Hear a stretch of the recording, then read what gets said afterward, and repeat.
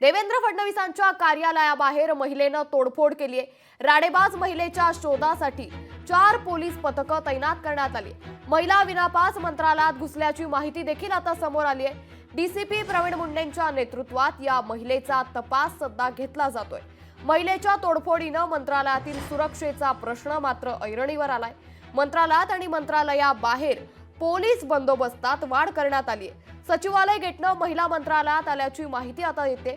Marine drive police ठाण्यात गुन्हा दाखल करण्याची प्रक्रिया सध्या सुरू आहे। त्यामुळे उपमुख्यमंत्री देवेंद्र फडणवीस यांच्या कार्यालयाची तोडफोड करण्याचा प्रयत्न करण्यात आलाय। मंत्रालयातील फडणवीस यांच्या कार्यालयाची नासधूस करण्यात आली आहे। एका अज्ञात महिलेकडून तोडफोडीचा प्रयत्न करण्यात आलाय। फडणवीसांच्या नावाची पाटी यावेळी फेकून देण्यात आली। कार्यालयासमोरील कुंड्यांची देखील तोडफोड करण्यात आली आहे।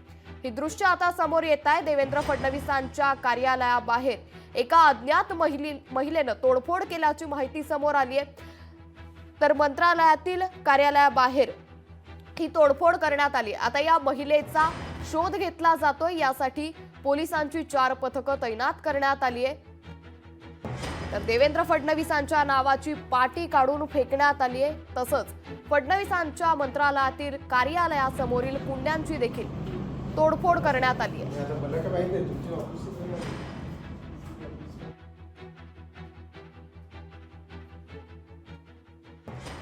त्यामुळे मोठी बातमी सध्या समोर येते। उपमुख्यमंत्री देवेंद्र फडणवीस यांच्या कार्यालयाची तोडफोड करण्याचा प्रयत्न करण्यात आलाय। अज्ञात महिलेनं या कार्यालयाबाहेर तोडफोड करण्याचा प्रयत्न केलाय। मंत्रालयातील फडणवीस यांच्या कार्यालयाची नासधूस करण्यात आली आहे। एका अज्ञात महिलेकडून हा तोडफोडीचा प्रयत्न करण्यात आलाय। तर आता या महिलेचा शोध घेतला जातोय। 4 पोलीस पथकं यासाठी तैनात करण्यात आली आहे। तर मंत्रालयातील उपमुख्यमंत्री देवेंद्र फडणवीसांच्या नावाची पाटी देखील काढून फेकली आहे। कार्यालयासमोरील कुंड्यांची तोडफोड देखील करण्यात आली आहे। तर मंत्रालयाबाहेर आता पोलीस बंदोबस्तात वाढ करण्यात आल्याची दृश्य सध्या आपण पाहतोय। ही 2 दृश्य सध्या आपण पाहतोय। महिलेची मंत्रालयात तोडफोड करण्यात आली आणि त्याचबरोबर मंत्रालयाबाहेर आता पोलीस बंदोबस्त वाढवण्यात आलाय।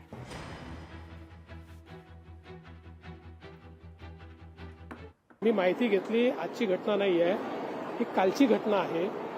त्या महिलेचं काय म्हणणं होतं, तिने कशा करता ते केलं, हे निश्चितपणे आम्ही समजून घेऊ।